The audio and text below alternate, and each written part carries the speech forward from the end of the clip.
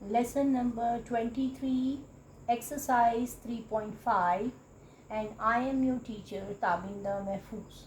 Now in this the topic is real life problem.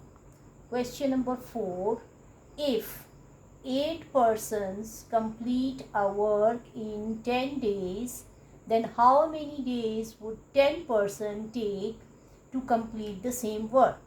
अब इस question में देखिए, स्टेटमेंट में उन्होंने बताया है कि 8 लोग जो हैं एक काम को मुकम्मल करने में 10 दिन लगा रहे हैं। तो आपने ये बताना है कि अब कितने दिन चाहिए कितने दिन लगेंगे, और अगर उसी काम को मुकम्मल करने के लिए हम 10 लोगों को या 10 पर्सन जो है वो ये काम करेंगे सेम वर्क, लेकिन आपको डेज बताने हैं। तो अब ये इसमें पता नहीं चल रहा कि ये डायरेक्ट वेरिएशन है कि इन्वर्स है, मगर हमें ये पता है कि पर्सनस और डेज जो हैं ये आपको पता होना चाहिए, ये दो वेरिएबल्स जो हैं ये इन्वर्स वेरिएशन में आते हैं, क्योंकि जितने ज़्यादा पर्सन होंगे तो डेज़ कम लगेंगे, और अगर डेज़ को आप बढ़ा देंगी तो फिर पर्सनस कम चाहिए होते हैं। तो इस तरह से ये इन्वर्स वेरिएशन है। अब आपने सिर्फ ये है कि चूँकि इसमें कोई सपोजिशन नहीं दी गई, तो let the persons, number of persons जो हैं, नंबर ऑफ पर्सन, ये आपने x लेना है, और द नंबर ऑफ डेज जो हैं ये 2 वेरिएबल्स हैं, वेरिएबल क्वांटिटीज़ हैं। नंबर ऑफ डेज जो हैं इसको हम y ले रहे हैं, क्योंकि हमें ये पता है कि x varies inversely as y। Person और डेज जो है इनवर्स वेरिएशन में आते हैं। तो ये आपके पास इक्वेशन की ये सबसे पहले वेरिएशन जो है इन्वर्स है। अब आप इससे इक्वेशन नंबर 1 कैसे बनाएंगे? That will be x equals to k by y। ये फर्स्ट इक्वेशन है, and for k it is x into y, the product of x and y।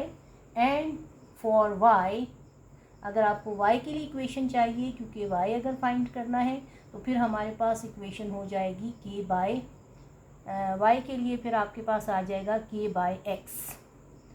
तो अब आपके पास ये 3 इक्वेशंस आ गई।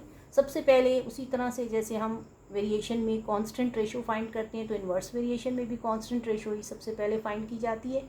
तो आपने k फाइंड करने के लिए, find k when, k find करने के लिए आप देख लें, देखिए ऊपर आपको 8 पर्सनस और 10 डेज हैं। तो पर्सनस में x जो है आपको 8 गिवन है और y की वैल्यू 10 है।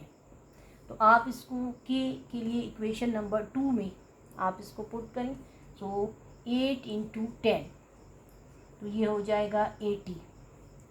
सो कांस्टेंट रेशो आपके पास 80 आ रही है। अच्छा जी, अब आपको k फाइंड आउट आप कर चुके हैं, ठीक है बेटा। k की वैल्यू आपके पास 80 आ रही है। आपको अब जो फाइंड आउट करना है वो है नंबर ऑफ़ डेज़।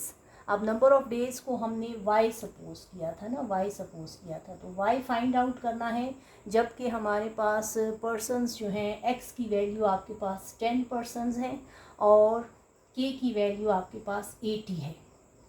तो हमने जो y के लिए इक्वेशन बनाई थी, y की इक्वेशन जो थी वो k बाय x थी, और k बाय x में k की वैल्यू आ रही है 80 और x की वैल्यू आ रही है 10।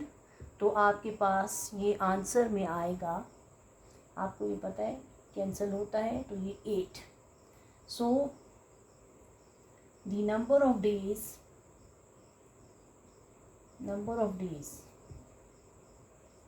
equals to 8 when the persons